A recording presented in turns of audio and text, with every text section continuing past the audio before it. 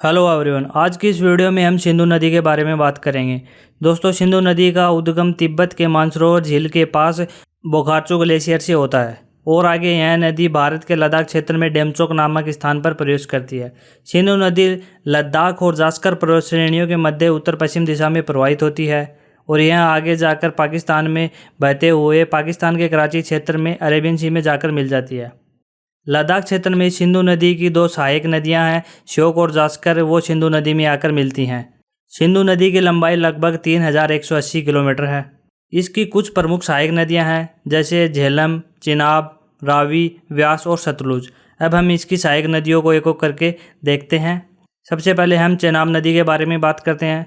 चेनाब नदी का उद्गम हिमाचल प्रदेश के चंद्र और भागा नदियों के संगम से होता है। कश्मीर से बहते हुए यह नदी पाकिस्तान में प्रवेश करती है और आगे जाकर यह सिंधु नदी में मिल जाती है। अब हम झेलम नदी के बारे में जानते हैं। दोस्तों, झेलम नदी का उद्गम जम्मू कश्मीर के अनंतनाग जिले में वेरीनाग नामक स्थान से होता है और यह नदी भारत पाकिस्तान की सीमा के साथ बहते हुए आगे पाकिस्तान में चेनाब नदी में जाकर मिल जाती है। अब दोस्तों, हम रावी नदी के बारे में बात कर लेते हैं। दोस्तों, रावी नदी का उद्गम हिमाचल प्रदेश के कांगड़ा जिले में रोहतांग दर्रे के पास से होता है और आगे यह नदी पंजाब में प्रवाहित होते हुए पाकिस्तान में प्रवेश करने के बाद यह चेनाब नदी में जाकर मिल जाती है। अब हम व्यास नदी के बारे में जान लेते हैं।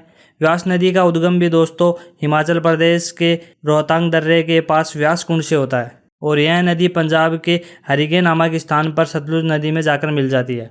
सतलुज नदी का उद्गम तिब्बत के मानसरोवर के पास राकस ताल ग्लेशियर से होता है और यह भारत के हिमाचल प्रदेश में सिपकिला दर्रे के द्वारा प्रवेश होती है और यह पंजाब में व्यास नदी से मिलकर आगे पाकिस्तान में प्रवेश करके चेनाब नदी में मिल जाती है। दोस्तों, सिंधु की सहायक नदियों में बाकी सारी नदियां चेनाब नदी में मिलती हैं और चेनाब नदी मिठानकोट में सिंधु नदी में मिलती है और आगे यहाँ प्रवाहित होते हुए अरेबियन सी में जाकर गिर जाती है। सतलुज नदी से एक प्रमुख नहर भी निकाली गई है जो भारत की सबसे बड़ी नहर है, इंदिरा गांधी नहर।